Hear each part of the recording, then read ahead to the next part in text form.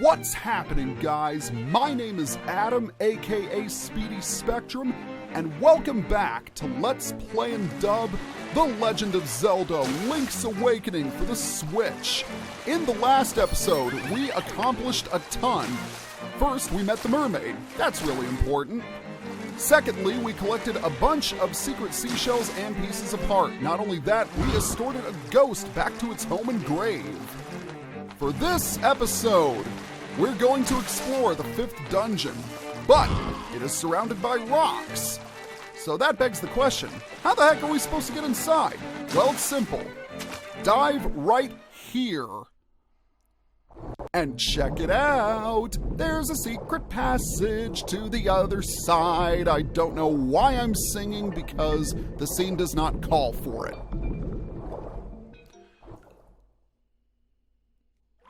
Alright, we've made it. A giant stone fish head with its mouth open.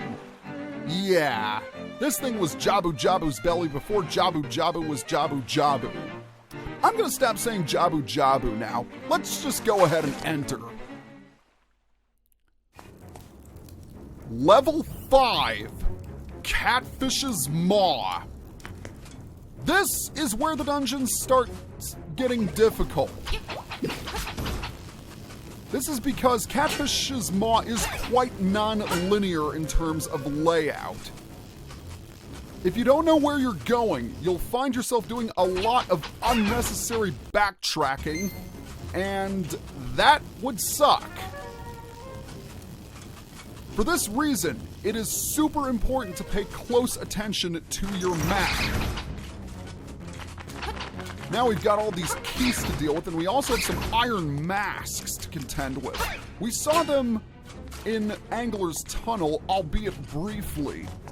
But they're a lot more common here, and yeah, what makes them really difficult is they turn quickly. However, once we obtain the dungeon item, they'll get a whole lot easier. Speaking of which, this chest is out of reach. And you're going to be finding a lot of chests like that.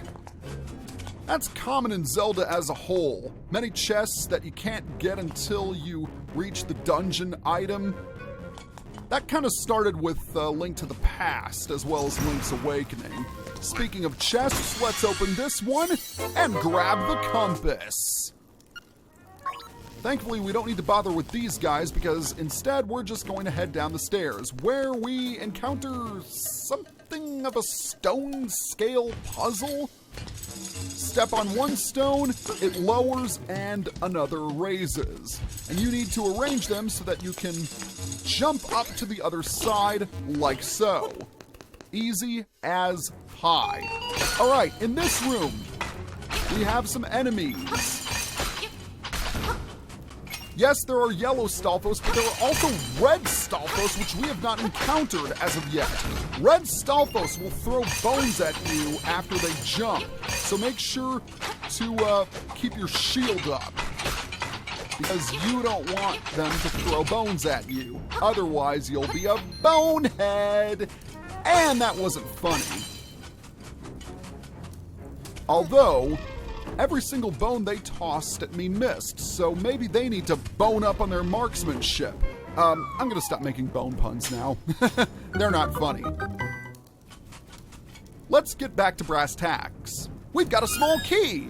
That's handy. Okay, I'm going to head to the left briefly. There is nothing in this room for now, but you'll want to take note of the 4 green tiles. In fact, you'll want to take note of this area in general because it has to do with the main gimmick of the dungeon. Speaking of which, I'm going to go to the map screen briefly. I haven't demonstrated this yet, but one new feature of Link's Awakening are the pins. You can place pins and markers on the map in order to designate special areas.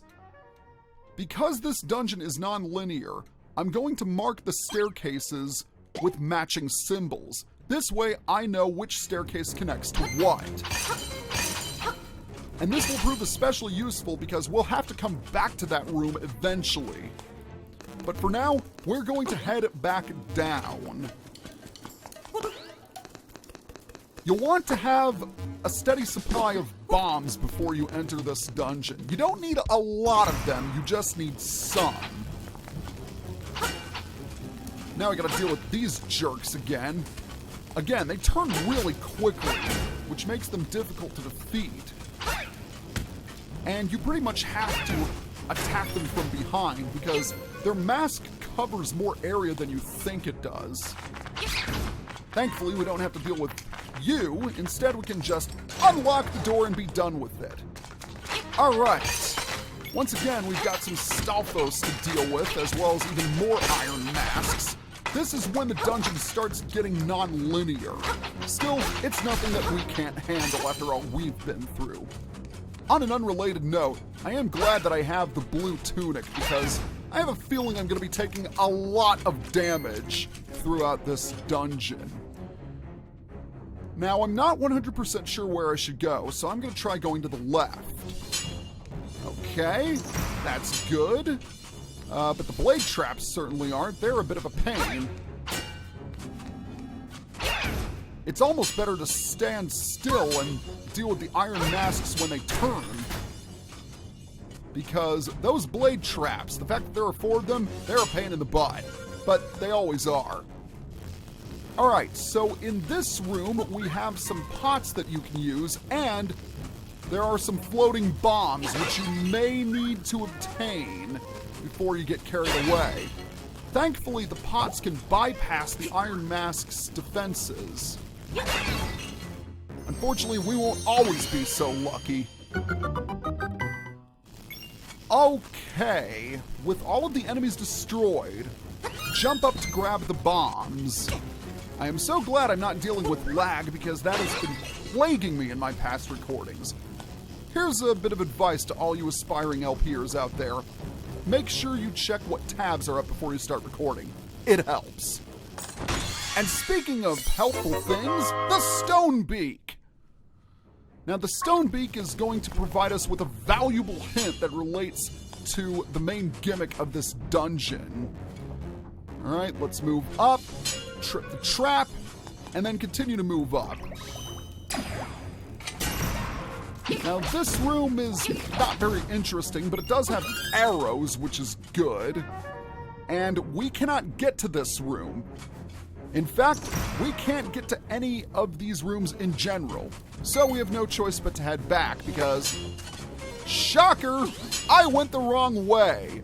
Now we're supposed to go up from this room with all the purple crystals. Okay, it's coming back to me. Don't worry about it. Yes, I know this is the right place because this is where the important owl statue is. Before we walk up to the next room, let's hear what this owl statue has to say.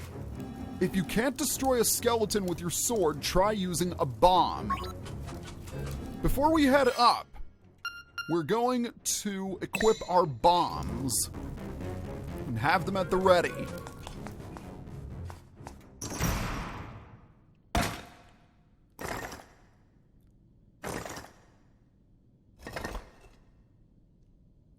Meet the master of Catfish's maw, Master Stalfos. So here's how this guy works. He's going to approach you and attempt to hit you with his sword.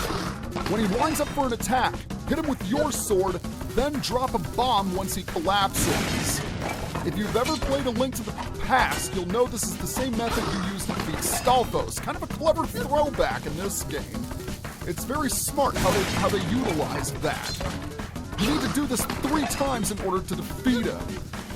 And that is it. I can't beat you.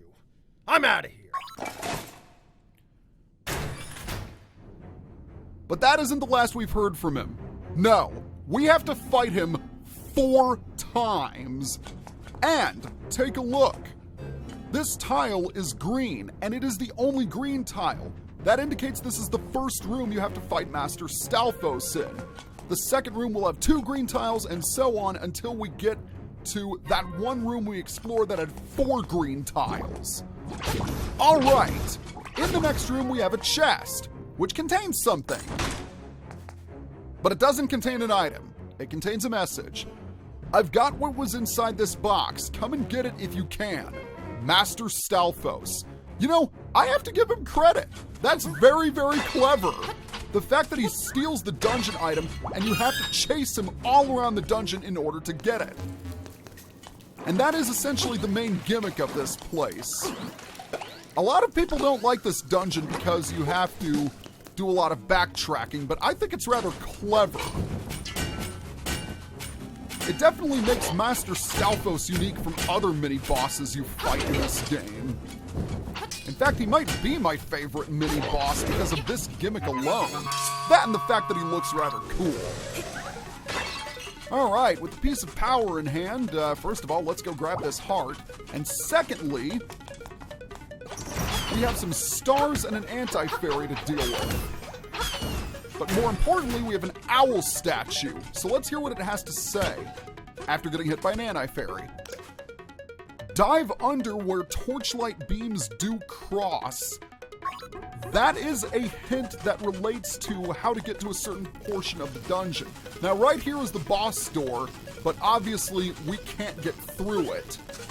And we also don't know where to go in order to take that staircase, so we'll have to head back the way we came.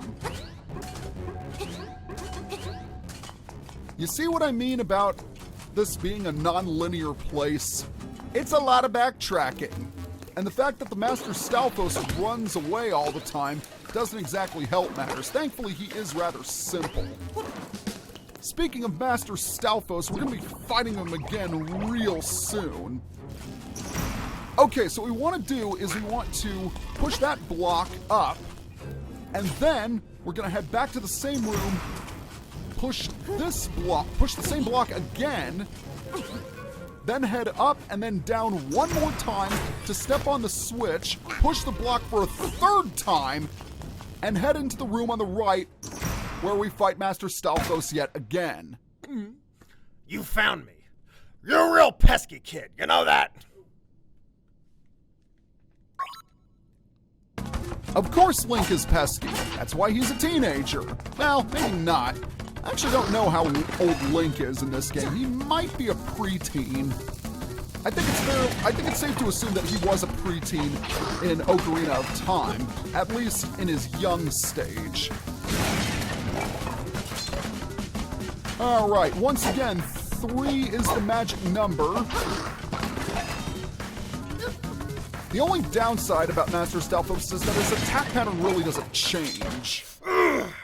I can't beat you. I'm out of here. Darn right you can't beat me because I'm the almighty invincible hero. I think I'm going to stop this video once I defeat Master Stalfos for the 4th time. So we're going to head up here, and we meet some hooded Stalfos as well as a star. Yeah, this dungeon is all about the Stalfos. And the fact that you are fighting the leader of them is rather cool. So I definitely like how they implemented that. Oh, run away. Let's go ahead and walk through... Actually, hold on a second. I need to check the map for a bit. Okay. What are we going to do? I'm going to change tactics here. I'm going to head down, and I want to see where that takes me. Because I didn't really explore the left side of this room. Yep, there are a bunch of blade traps here yet again. This dungeon is all about the blade traps and the Stalfos, it seems. Oh, okay. This is what the owl statue was referring to. But I don't want to go in there just yet. Instead, I want to head back the way I came because there was really nothing there to begin with. Well, so much for me being curious. But it wasn't a complete waste. We did it for exploration purposes, and stupid sparks! I hate sparks, and I also hate falling into pits as well. Did I ever mention that? Die! Die! Alright. Now we're gonna go ahead and head through here. Yes, we have some Zols, but in order to get to the rest of them, we have to push this block aside, which is why we couldn't enter from the other end. And now, number 3. You found me. You're a real pesky kid, you know that? Well, third verse, same as the first. Slash, collapse, and bomb. I have to say, I do like Master Stalfos' redesign in the remake. He definitely looks threatening, and those eyes are quite nasty looking.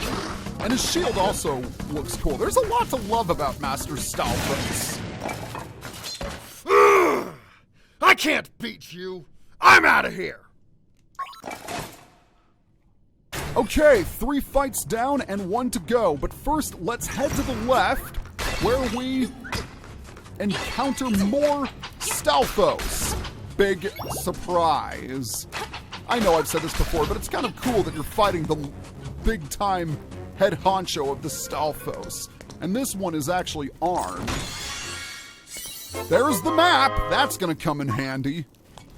Once again, it's great to see Stalfos armed because they sort of served as a precursor to the Stalfos that appeared in all of the 3D Zelda games, and that was when they become much more of a threat. Stalfos share similarities to Moblins and Darknuts in that regard. Once they got armed in the 3D games, they became some of the most powerful enemies in the franchise. Okay, let's see what's over here. Nothing. There is a key in this room, but we can't get to it. So we might as well head back the way we came. And since we've defeated Master Stalfos 3 separate times, guess what? We have to go all the way back to that room we saw at the beginning of the dungeon in order to fight him one last time. Okay, so off we go. It is quite a trek, but it's not a long trek. So we're gonna head down here, and then we're going to head to the left. Because if you remember, this is the staircase we had to take in order to get to that room with 4 green tiles. And I am clocking in at about 18 minutes for this dungeon so far. So once I defeat Master Stalfos for the 4th time, I think we're gonna call it a video. Well, here we go. Round 4. The final round. And guess what? Nothing changes. He still takes 3 hits, and in the classic games, sometimes he only took 2 hits. But regardless, the method for defeating him remains the same. Let's go ahead and bomb you for the final time. And there we have it! At long last, Master Stalfos is defeated. And he surrenders the dungeon item. You got the Hookshot! Its chain stretches long when you use it. Oh boy! The Hookshot. My favorite Zelda item in the entire franchise. Too bad we won't be able to get to demonstrate it in this video. So in the meantime, we're just going to warp back to the entrance, courtesy of Monbo's Mambo. And we're going to end the video right here. So next time on Let's Play and Dub The Legend of Zelda Link's Awakening, we're going to explore the remainder of Catfish's Maw. See you guys next time.